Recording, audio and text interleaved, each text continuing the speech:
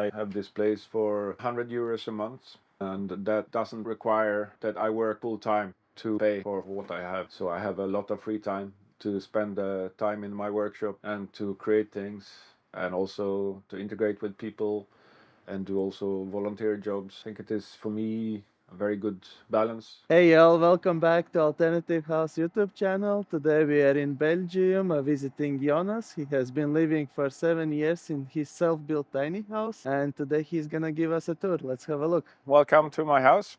This is a house that I built myself completely. I built a ruined trailer and then I demolished it and I built everything up anew according to quite high standards. Here I have like a water collecting system, and I have everything ready also for solar installation, but I find it no point to buy solar panels before I need it. Yeah. So here you have all hookups, water, electricity, Yep. everything you need. Yes. And what are the dimensions? It's roughly 6 meters long and 230 wide meters. Yeah. So it's 13 square meters. Maybe. Yeah, 13 square meters. Yeah, let's have a look inside. Yes, welcome. This is the kitchen. Most was used like recycled stuff from flea Yeah. market or... Yes, finding nice pieces and like integrate them. For example, I have my light switches. They are a piece of a elevator, and then I integrated the light switches in there. I have like the soap thingy is from old valves. Oh, yeah, right, you cut them a bit. Yeah, I cut them and Weld them. like so, yeah. This is from pianos, old piano that I found. And this is like old jars that I integrated also as utensils for flour and rice and pasta and all these things. This light, also something I made. The brass part is from an old water meter. The lens is from an old movie projector. And then this is like from a power switch from old three-phase engine. So It's LED. yes, now it's LED. Yeah, all the lights are LED. So I think all lights together is around 15 watts. Yeah. In all the house. Yeah. In all the house, yeah. And then the stove and knives, some storage. And that is like a wardrobe? A chest I made myself. So here I have all my pots and pans and towels, kitchen products, things like this. And teeny tiny fridge? Teeny tiny fridge, yes. But that's a very late addition. I lived, I think, 4 years without a fridge, which was perfectly possible. But then I became lazy, so I'll have a fridge. How did you come up with the idea to build a tiny house? I always felt that I wanted to live a bit more autonomous. It's always been in my heart and mind, I think, as long as I can remember, to find my own way or create my own space. A bench for eating. Here is like my pharmacy cabinet, all my pharmacy stuff. And this is self-built wardrobe? For camping equipment and all the other things that I use only in the wintertime, for example. Yeah. So it's like made from an old ship, mahogany. First you found the windows and then you designed around them?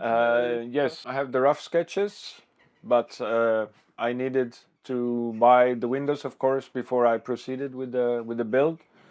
So I spent some time finding secondhand windows, and then based on the size, the width and the height of the windows, then I made the wooden skeleton accordingly, and then I put in the windows and then the rest. So that is a bit of a backwards building, like if you don't want to buy everything new on measurements. So basically then you need to have the measurements of a certain number of things, like the door and all these things, before you start designing and building. And what about all these axes? I'm quite fond of axes. This axe is like from my grandfather. He had it especially made for himself when he was a young man. And it's like a hunting axe. You can see the straight edge, and basically it's to cut the skin of a animal open, like when you're hunting. You can also hang it on your belt. And it's like made by a master smith in Sweden. long time ago for my grandfather. Just for fun, I found it somewhere. And here is another axe that we have also. But in Sweden, every family has several axes. So for me, this is very normal. I think my father has around 40 axes. So yeah. And the height of the ceiling is very high here. It is total from ground to top. The house is 3 meters 90. And inside? Inside this would be maybe 240. Okay. Yeah. It's very nice, and I like that you didn't put too much like cabinets and the wardrobes. Yeah. It makes it very Yeah, spacious. it's very spacious and open, yes. And that is also a design thing I had to think about. Did I want to integrate bathroom and shower in the house? And I decided not to, because I can build compost toilet easily and a shower I can build anywhere. Takes a bit of time, but it's not a problem. I'm very happy with that decision. And I never felt to change it, or that I need a toilet or shower inside. So I think that is good for me. Yeah. And then you have very nice Fireplace, and it heats the house, and it heats it very fast. If I make fire, I think the house is warm after 30 minutes. It does its job. It's a very nice stove. And also the aesthetics of the stove I like. It's a originally Nordic stove, which is made on license in Belgium. And you have like a part of an old story on the relief of the stove, and it's like the story of the three goats and the troll under the bridge. Yeah. And you can use it as a cooktop as well. Yes, I can. Whenever I make fire, I put on dishwater also. Hanging wardrobe From copper. for clothes. Yes, copper and wood. Yeah, and then have small library, some storage. It's a bit like ship vibes, no? Yeah, a little bit. This is for tea, and this is for drinks and spiritus, and yeah, of course, the memento mori, the skull. Why you have it in your house? It's a reminder, like the monks in the medieval times, like a memento mori. It's like, don't forget that you're about to die. I studied archaeology. But now you're not working in this sphere. No, now I work with wood and metal. So at the moment I'm designing a stage for a festival, and I also regularly do carpentry as a freelancer. Yeah. This is recycled from a sewing machine.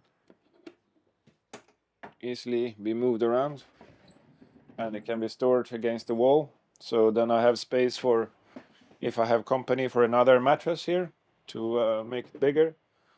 So that's a bit of, to create a bit of extra space.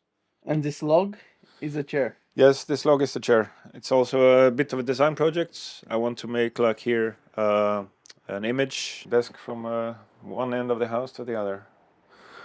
And yeah, it's also from like leftover pieces from the build of the house. So yeah. And the master bedroom is on the top. Yes. The bed is 140, I think.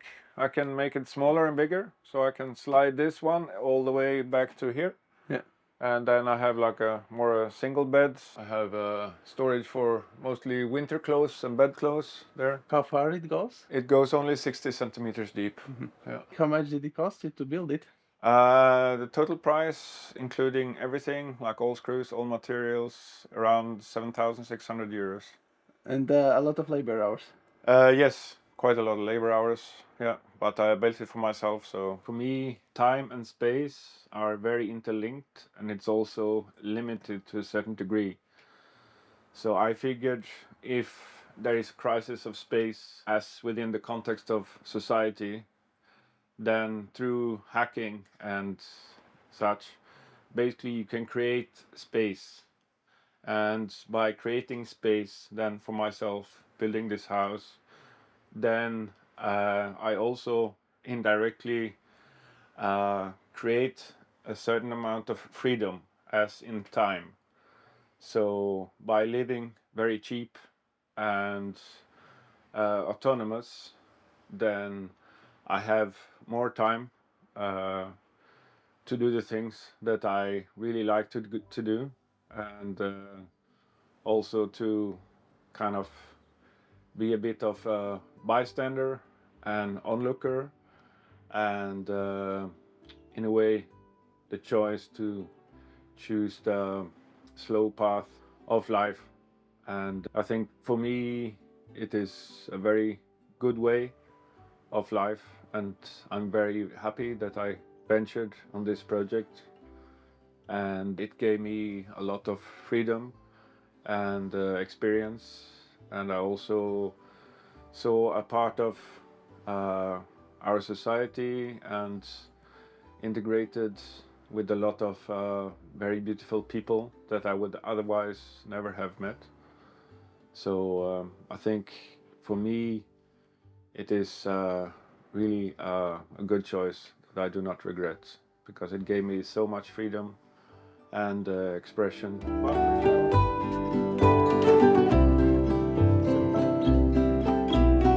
Shower, but spacious. Here is for undressing and hanging your clothes, and then here is the shower itself. So warm water, cold water, and the toilet is then on the other side of the train that we also built, which works very nice.